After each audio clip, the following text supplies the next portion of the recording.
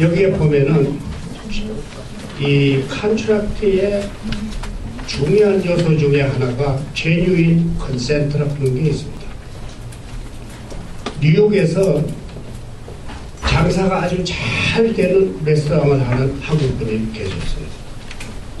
아주 잘 되는 브라드웨이에서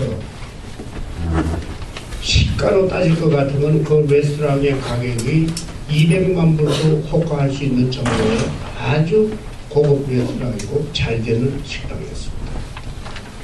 어느 날 젊은 미국 신사 두 사람이 탁 들어오더니 주인을 찾는 거예요. 그래서 내가 주인이라고 그러니까 얘기 좀 하자고 그래요. 그래서 자기 사무실로 들어가서 얘기를 하는데 너 이 가게 50만 불에 팔아. 이 사람이 황당무계 할 거 아닙니까? 아니 200만 불을 준다고 그래도 지금 안 팔 판인데 200만 불의 시가가 넘는 그런 좋은 가게, 좋은 식당을 50만 불에 팔으라고 그러니까 기가 안 차죠. 당신들 뭐야 도대체가. 그러니까 우리는 두 말 안 하니까 팔고 싶으냐 안 팔고 싶으냐 하는 걸 내일 12시까지 우리가 다시 올 테니까 결정을 해.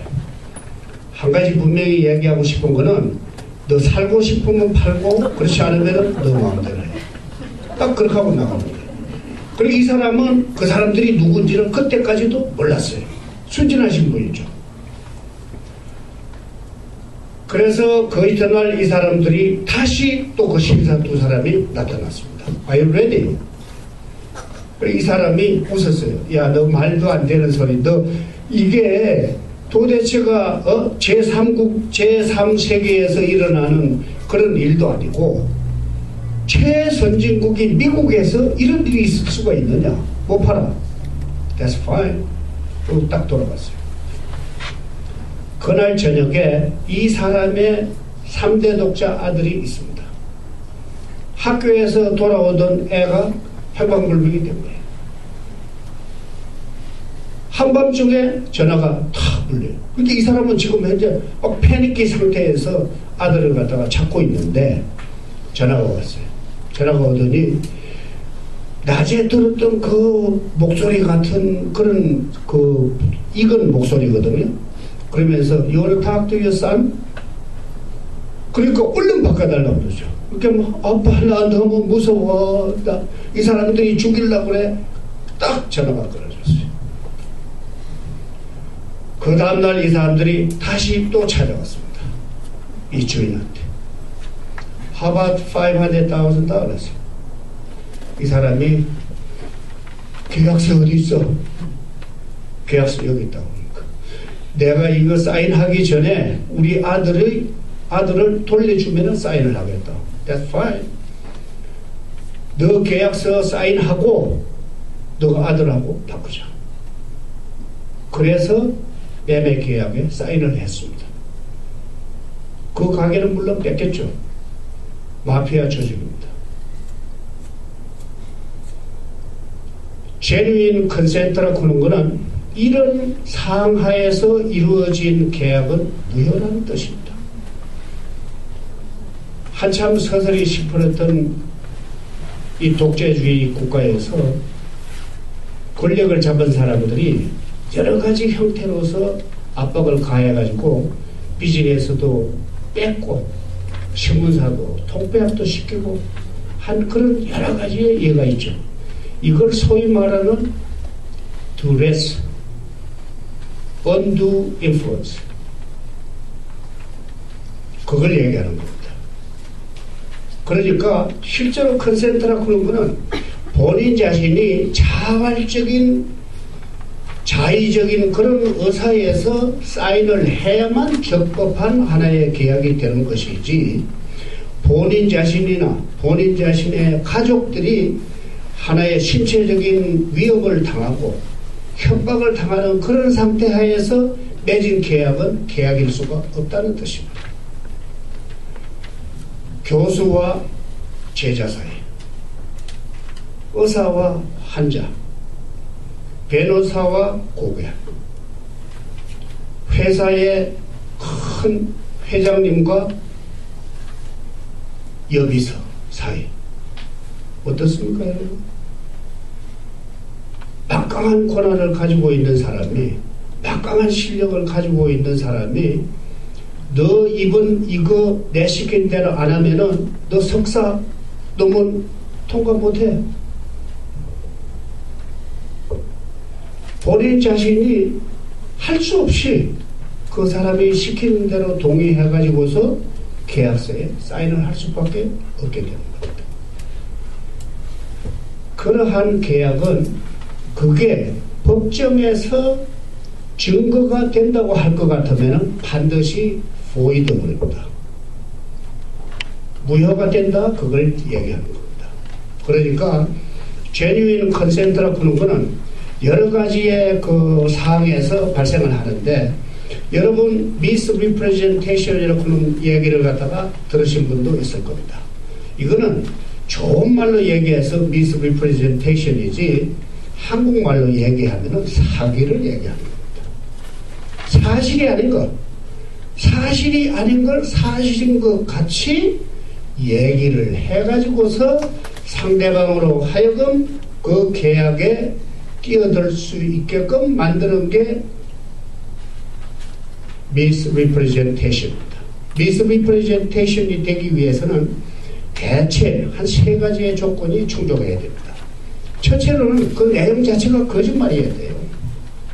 두 번째로는 그 사람으로 하여금 미끼를 던져서 계약에 들어올 수 있게끔 인두스를 했어야만 되는 겁니다.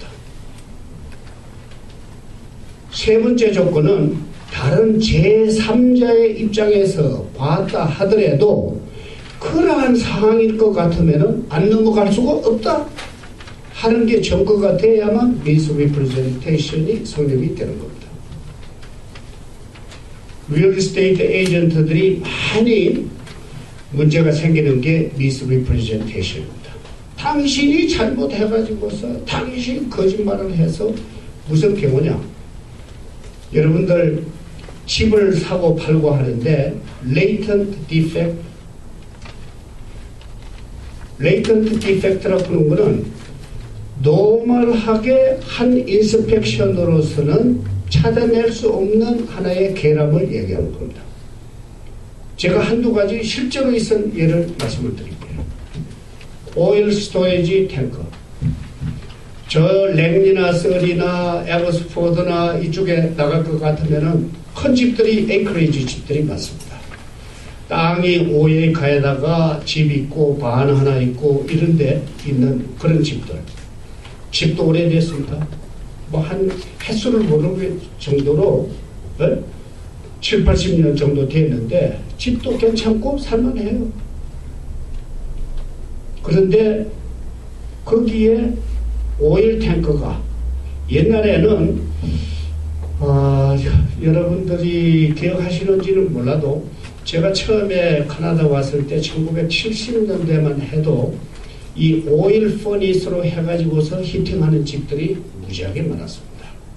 지금은 대부분이 다 일렉트리컬, 그렇지 않으면 가스죠. 근데 1970년대만 해도 오일로 해가지고서 그 히팅을 하는 집이 많았습니다. 그러니까 오일 탱크가 지하에 붙여져 있을 수밖에 없죠. 그런데 파는 사람이 오일 탱크가 있다는 걸 알면서 얘기를 안 해주는 경우가 있습니다. 왜? 땅 자체가 컨테미네이터가 됐으니까. 오염이 됐다는 겁니다. 그러니까 요즘은 제가 지난 시간에 말씀을 드렸습니다만은 엔바이먼탈 그 이슈에 대해서는 굉장하게 상당히 까다롭습니다. 그렇기 때문에 땅이 오염이 됐다 하는 게 소일이 컨테미네이트 됐다고 할 것 같으면은 그거는 팔기가 어렵죠. 어떤 경우에는 가스 스테이션 같은 거, 여기 여러분들 여기도 뭐 가면은 있고 그렇지만 보면은 울타리 쳐놓고 거기에 파이프가 쭉쭉 꽂혀져 있고 가스 스테이션 하던 자리, 대부분이 그게 컨테미네이트 된 자리입니다. 그렇게 됐을 경우에는 그 땅값보다도 컨테미네이트 된 소일을 리무벌 하는 카스트가 더 높을 경우도 많습니다. 엄청난 문제입니다. 그렇기 때문에 이 파는 사람이 고의적으로 그걸 안 가르쳐 주는 거죠. 또 어떤 경우가 있느냐. 자기 집 밑에 커다란 워터 파이프가 흐르는 경우가 있습니다. 이거는 시청에서 물은 워터 파이프가 아니고 저쪽에 거기에는 농토와 농토 사이에 물을 갖다가서는 흐르기 위해서 저쪽에 있는 호수 밑을 뚫어가지고서 큰 워터 파이프를 해서 이쪽으로 관계시설되게 물이 흐르게끔 하는 그런 파이프도 있을 수가 있고 여러 가지가 있을 수가 있습니다. 그거는 집 주인이 아는 것 같으면은 할 수가 없습니다, 여러분. 저녁에 잠을 자다가 보면은 물소리가 꼴꼴꼴꼴꼴 나거든요. 아니 그 집에서 안 자본 사람이 누가 거기에 물이 밤중에 꼴꼴하고 난다 그러는 걸 어떻게 할 겁니까? That's what we call is a latent defect입니다. 그거는 반드시 파는 사람이 사는 사람에게 디스클로저를 할 의무가 있는 겁니다. 그걸 안 했을 때 소위 말하는 misrepresentation이 되는 겁니다. 그러고 집이 하도 오래된 집은 에스베스토, 그러니까 석회 있죠. 석회가 섞인 물질로서 집을 지은 집들도 있어. 그리고 유리아 포말데하이드라고 암을 유발하는 하나의 말하자면은 시설이 성면 비슷하게 그거에 들어가는 냉난방하는 그걸 차단하는 그런 그게 있거든요. 그런 그것도 본인 자신만 알지 새로 들어온 사람은 발견할 수 없을 경우가 많습니다. 왜 그러냐면 100과 100 사이에 또 있으니까. 그걸 디스클로저를 안 하고 알면서도 시침 뚝 따고 아무런 문제 없어. 또 어떤 경우가 있냐 할 것 같으면은 자기 집이 실제로는 몰라서 그런 경우도 있습니다. 우물러서 물을 먹으면서 하는 소리가 우리 집에 수도가 들어와. 어디에서 물 들어오고 시리워라. 사실하고 영 다르죠. 세프틱 탱크가 있으면서 하는 소리가 우리 집에는 수어가 들어와. 수어는 하수도죠. 근데 세프틱이라고 그러는 거는 재래식 화장실 그 시스템을 얘기하는 겁니다. 그거는 위핑 베드라가 있어가지고 물이 땅으로 스며들 수 있게끔 본인 자신이 큰 땅이 있을 때만 할 수 있는 그런 시스템인데 이걸 갖다가 엉터리로 얘기했을 때 that's 클레어한 misrepresentation입니다. 여러분들이 그런 케이스가 가끔 많지는 않지만 흔치는 않지만도 그런 케이스가 있습니다. 심지어 지붕이 새는데 사람이 올라갈 수 없는 에딕이 또 있습니다. 아주 그 꼭대기. 거기 물이 새는데 이 사람이 그 물 새는 걸 감추기 위해서 파켓을 거기다가 받쳐놓고 물을 받아내요. 그러면서 지붕 괜찮으냐? No problem. Just like a new one. 어떻게 되겠습니까? That's misrepresentation. 그러니까 misrepresentation이 그걸 하려고 하면은 세 가지의 컴포넌트가 반드시 충족이 돼야만 misrepresentation이 되는 겁니다.